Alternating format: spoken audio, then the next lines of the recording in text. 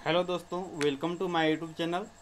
जैसा कि मैंने एक पिछला वीडियो बनाया था कि सीआरपीएफ पे एसआई स्टेनो की तैयारी कैसे करें, तो उसमें मैंने आप लोग को ये चार्ट दिया था कि जो स्टेनो का टाइपिंग होने वाला है वो एक्सपेक्टेड डेट ये है कि इस डेट से स्टार्ट होने होगी।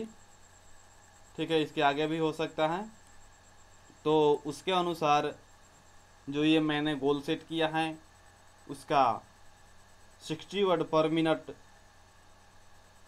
का जो डिक्टेशन है उसके करने के लिए मैंने जो एक टाइम लिमिट किया है, तो इस लिमिट के अनुसार 20/5/2017 को मेरा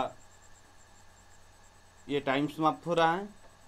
तो इसके लिए मैं आप लोगों का एक टेस्ट लूँगा जो 60 वर्ड पर मिनट का होगा, और उसमें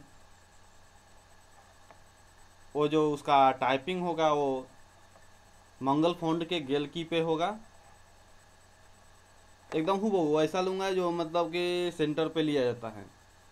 और इसके लिए कम से कम आपको एक इंटरनेट कनेक्शन और सिस्टम की ज़रूरत है, तो आप रखिएगा। और मैं इसके लिए कब टेस्ट होगा और उसमें क्या क्या नेसेसरी है मैं एक वीडियो बनाऊंगा, वो ठीक है वो डालूंगा आप लोगों को।